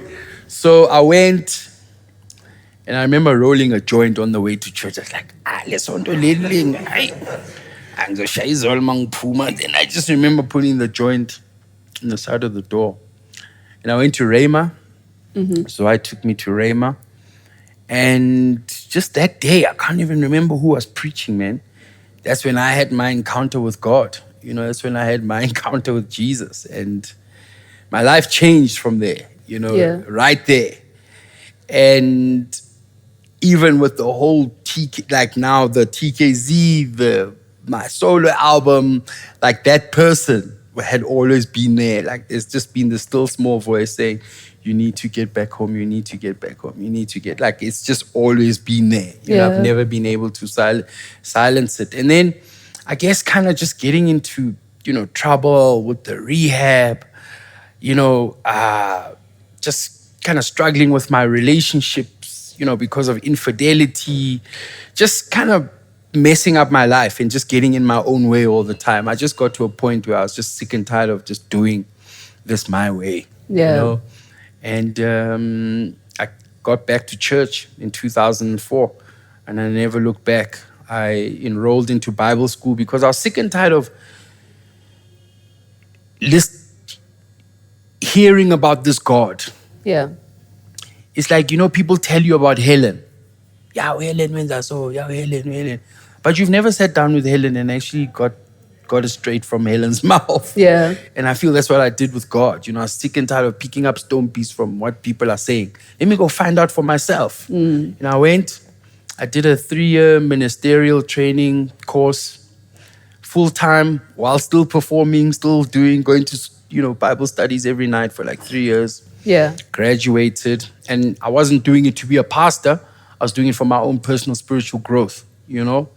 But then, funny enough, the more you know, the more you want to serve. Then I started getting involved in church. I became an usher. And I just started to, it was all about service. You know, I believe in servant leadership, serving in the church, serving my pastor, serving the people. Yeah. And I just, you know, the more you serve, you tend to grow in leadership positions, you know, and I guess I also had the luxury of having the profile that I have, and not that it counts in the presence of God, but then God will use it to his advantage, you know, because he blessed you with it anyway. Yeah. So I started getting involved, and that's just been my life, you know. Like you said, people have called me, you know, I mean, I used to have this friend, Likunut, who used to drive me around. He was also kind of part of the marketing team. You know, from the get-go, he used to call me Pastor Skebi. Even now, he calls me Pastor Skebi, you know. So yeah, people have called me that. Many people have said I've pastored them way before I got the title.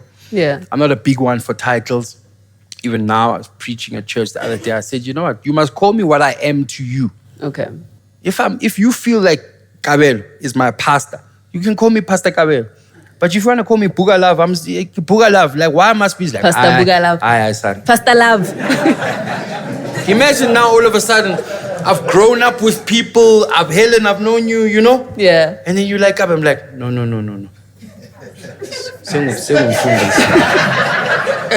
Sengumfundisi, man. Yeah.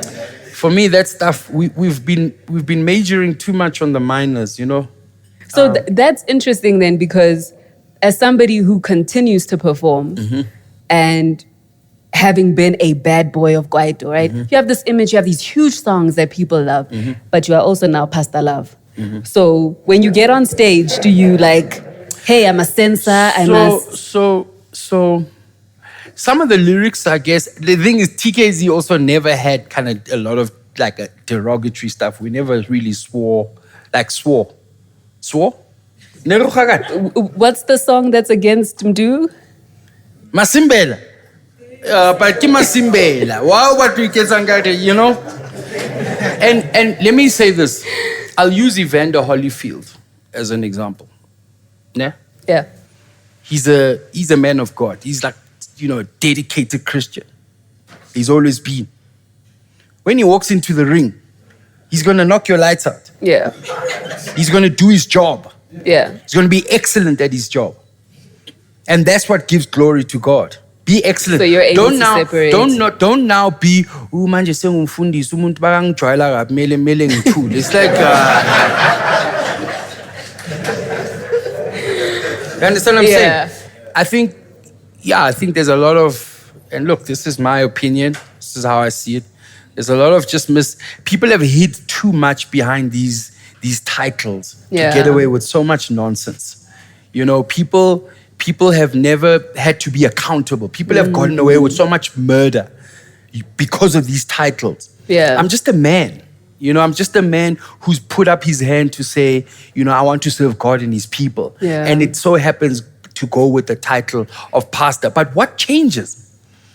You know, I know the word of God, I can minister to you, but, you know, we're all on this journey together. Yeah. Nothing makes me, you know, obviously, I think there is something to be said about respecting, you know, the office. You know, you respect the office. Yeah. You know? But I think we've complicated things too much, and people have gone away with a murder. lot. Yeah. I like that you mentioned the accountability thing, you know, because I think you've addressed how remorseful you were for hitting someone, hitting a woman. And we live in a country where, like, the gender-based violence is crazy, and, like, the rapes, just crime in general. And we've seen it a lot with our artists, where artists are accused and convicted of rape, of mistreating women, but they're never remorseful.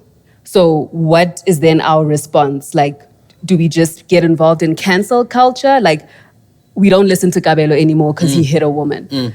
What as the fans must we then do? I don't think I'm in a position to prescribe what must happen. I've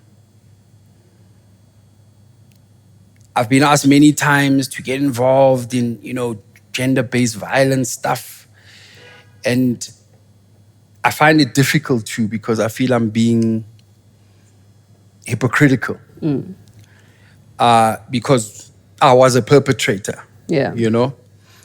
And it's great to change and stuff. And I don't know when the right time is to do it. It's something that I struggle with a lot. I really do.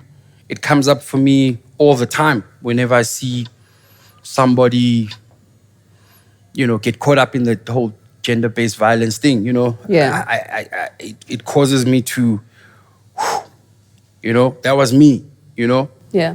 And I guess I try to say, I don't know what I can say, because I don't want to be a hypocrite, you know. I don't want to point fingers too. What I have committed to is not doing it again. Yeah. I think the biggest form of apology is like Change changing, behavior. you know, and hence, like, I've been on this journey for 17 years, you know, and yeah, it's a difficult one. I mean, if people feel, I don't think you can prescribe how people must react to when they're dealing with that kind of stuff. Yeah. People must do as they wish, you know, and we must suffer the consequences, you know. Yeah.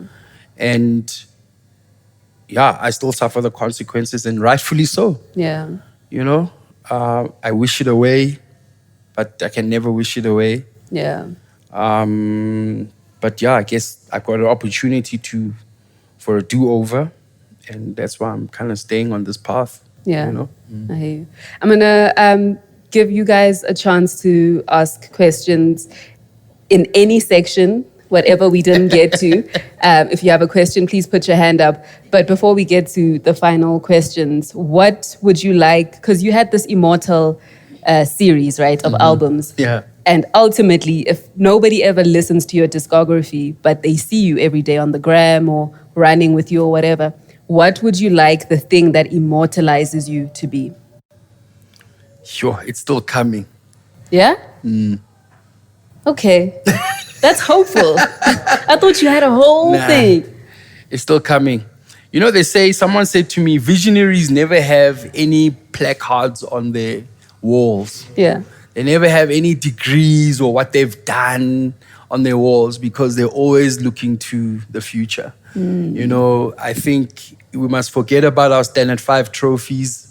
Yes, Ben Kichi. Yes, Mina. Ben Kichi, mami.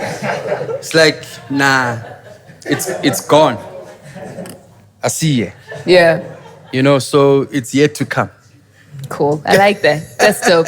Do we have any questions? There's a question right there. Want to sure, Kabelo, Sure. correct? Sure, Mvi. I'm an artist, and then I just wanted to ask, throughout your career, what advice would you have given yourself about managing money and being able to sustain yourself as an artist? Sure. Yeah. Pay the tax man.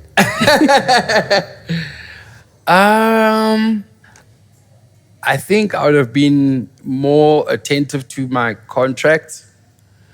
I think as a start, you know, I look at the way, like I see cars. Cars were my thorn in this flesh on the side. You know, I think I wouldn't have spent. And I remember Don Laka, the day I literally got my M3. I bumped into him at the studio. I mean, I was 21 years old. Yeah. And he's like, you know, this is a bad investment, you know. You know, this is a depreciating asset. You know? Yeah. I was like, I got money in Almona. I say enjoy, you know. And like, I think back to that time, I was like, flip, how much money would I have saved if I'd listened to him about understanding what a depreciating asset is, you know? Yeah. So I think, you know, when you come from nothing, and I think this is kind of our lot, most of us, I'll assume in this room, where we haven't had kind of, you know, financial responsibility, you know, or prudence modeled enough times. And it's not an excuse, but I think that's the kind of back foot. You know, I look at kind of my Jewish friends. Yeah. From 13, from 12, they're discussing business with uncles and, you know, invest here. That's kind of the topic of the day, you know? Yeah. And we didn't have that, you know? So I think if you say, what would I have said to myself then? I would have said, surround yourself with people who understand what to do with money. Because there were times where, you know, copious amounts of money was sitting in our accounts and you're like, what do you do? You know, and I mean, I look at the estate we used to live in, you know, we bought one. Yeah. We could have bought 10. Do you know what I mean? Yeah. And it's like from a property perspective and investing and all of that stuff, you know, but no one was there to whisper that into our ears, you know. But I would have surrounded myself with people who just knew what to do with money, you know. I'd never had people like that in my family because money wasn't a thing in our family, you know. Yeah, sure. There's a lady with a question. Molweni. Molo. Njani? Right. I've got 3 questions, right? Girl, you got one. One. Okay, cool. Choose your best one. If we have time, we'll come back for the other Okay, two. would you set up a mentoring program for people that are trying to make it in the industry or that have made it in the industry and are battling with drugs and So kind of I get pulled in all sorts of directions.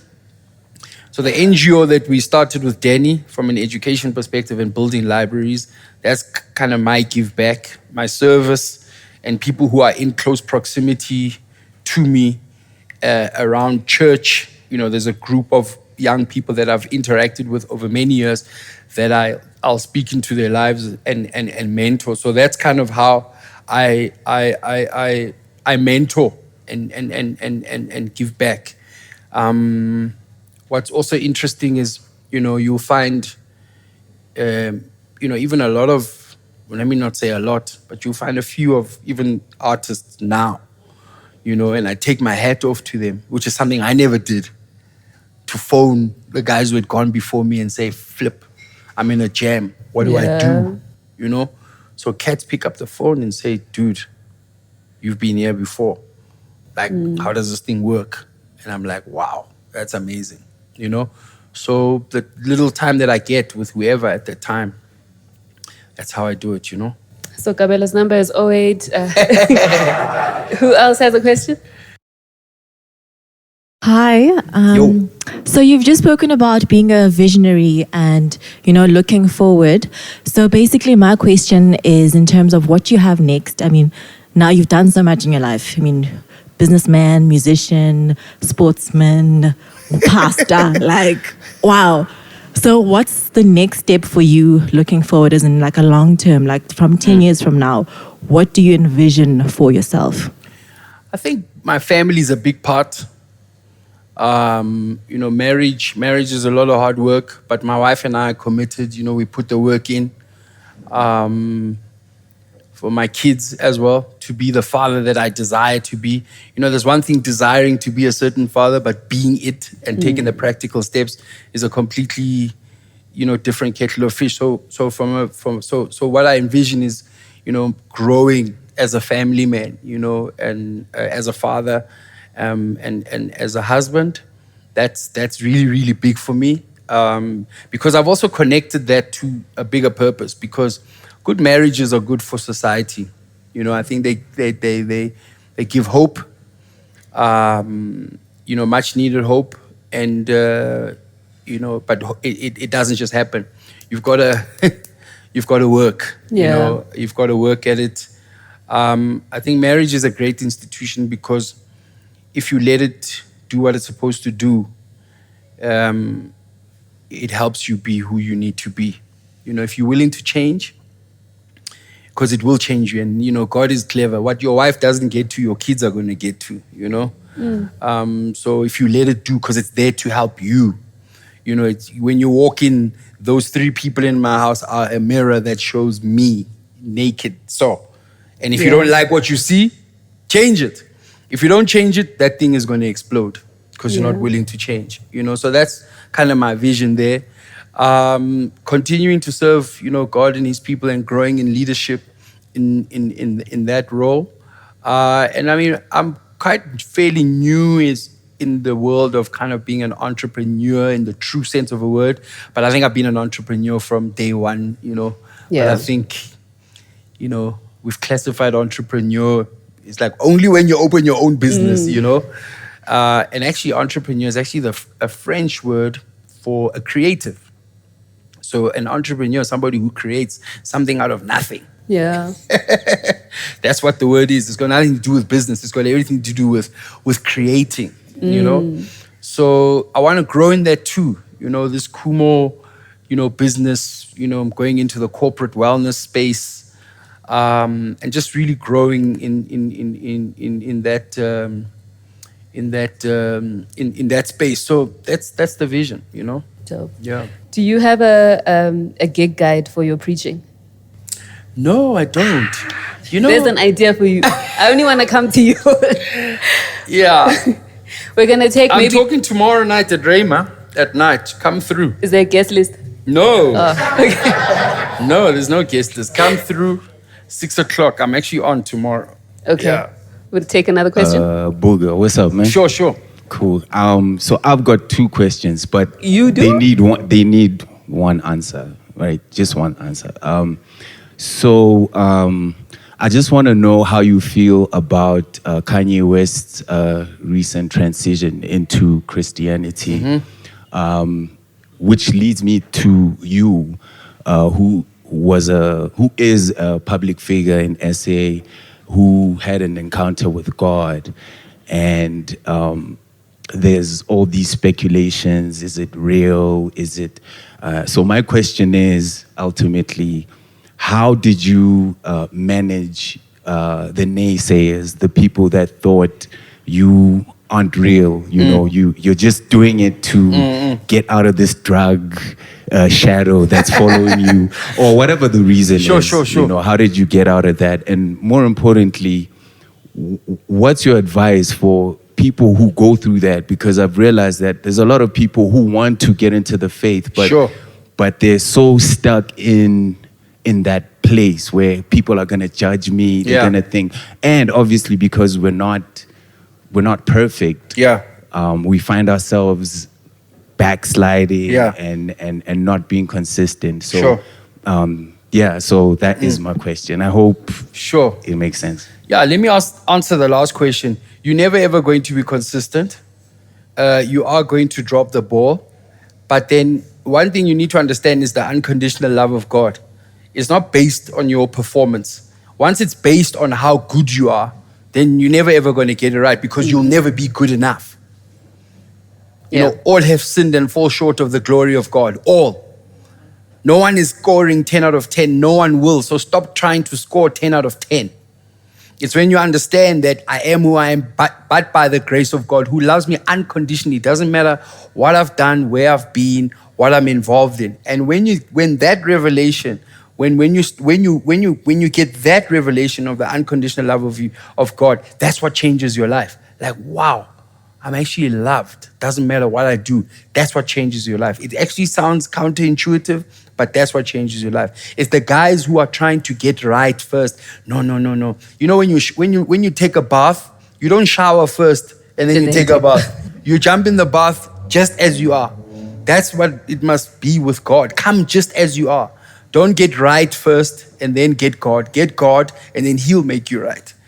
That's one. Sure. And then the Kanye West thing, Kanye's life now reminds me of myself in 2004.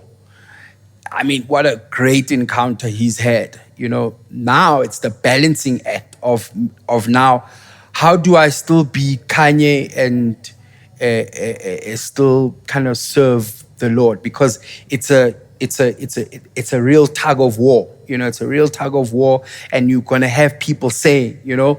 So I was fortunate in the fact that my pastor saw me very early on and pulled me quite close in terms of mentoring and walking with me.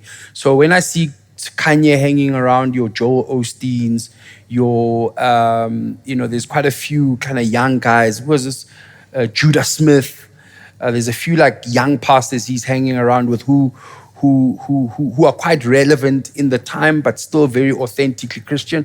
When I see him walking with those guys, I'm encouraged because they'll speak into his life. Because you can see that it's an issue. There's a Kardashian episode where he's telling Kim to... I never thought we'd be talking about the Kardashians. My wife watches the Kardashians, so we all watch the Kardashians. And I love the Kardashians. They work hard. They work very hard, those girls. Yeah. He's telling Kim? He's telling Kim not to be too sexy. Yeah. You know, and then you can see it's almost like, yeah, now I'm a God person, I can't be walking. And that war is going to carry on for a while until he actually like get settled in himself. Yeah. To speak to the naysayers, there's always going to be naysayers. If you remember what I said to you earlier on, life is about how big your want-to is. If you want to get into the faith, if the naysayers are a factor, then you're never ever going to get into the faith. You know? So they're going to speak. It's their opinion. They're entitled to their own opinion, you know, but it should never stop whoever is concerned to take that leap, you know? Yeah. And on that note, then, I'm going to say thank you very much for coming to hang out with us today. I think one of the most important things about having watched your journey is your ability to stay consistent in who you are. And your authenticity always shines through. Thank you. And I hope that you can feel the love in the room. Yes. I hope you feel the love from me every time I see you. And we'd like to give you your flowers while you can smell them. Thank you. So thank you very much for all you are. Thank you. Guys, thank you so much for coming through. Really, really appreciate it. I hope you learned a thing or two. Thanks for the love. Thanks to Helen. Support this young lady over here. She thinks she's old, but she's such a baby. Well, on that note, thank you very much to all of you for coming. Please make sure you tell a friend. We're here every first Saturday of the month. I'd like to thank Mto and Bravo and Siriso and everybody who makes sure that Imbali Live is as phenomenal as it is all the time. Please subscribe on youtube.com/Helen Herimbi. Thank you for coming.